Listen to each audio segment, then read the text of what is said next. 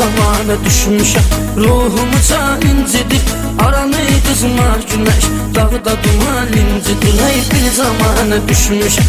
Ruhumu can incidir, aranı qızmar güneş. Dağda duman incidir.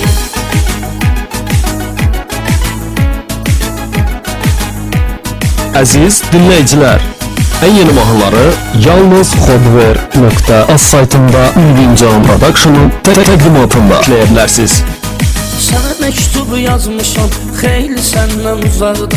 Bəlkə də yad əldəsən, ya da başqa ocaqda.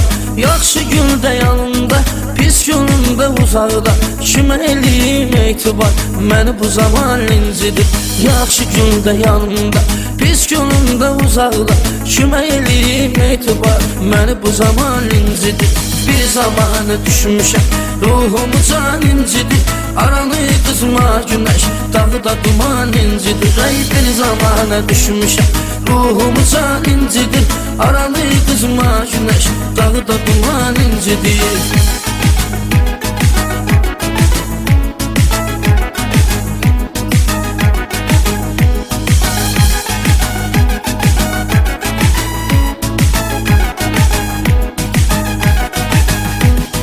Eyləyib məni peşman, yarım atırsan məni.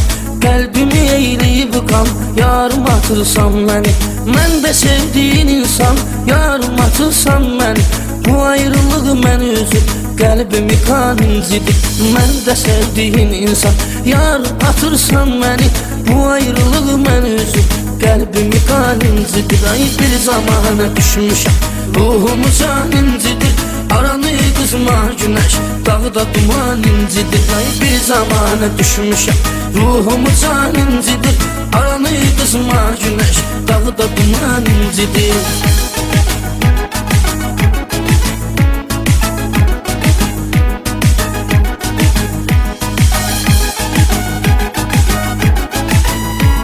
Ülgün Can Production təqdim edir. Onu bu soyuq əlləri titrəyirər görəndə. Tir-tirəsir dizləri titrəyirər görəndə. Yaşla dolur gözlərim titrəyirər görəndə. Ürək yerindən çıxır, fikri güman incidir. Yaşla dolur gözlərim titrəyirər görəndə. Ürək yerindən çıxır, fikri güman incidir. Bir zamana düşmüşəm, ruhumu can incidir. Aranı qızmar güneş, dağda duman incidir. Ay bir zamana düşmüşəm, ruhumu can incidir. Aranı qızmar güneş, dağda duman incidir. mp3xodver.az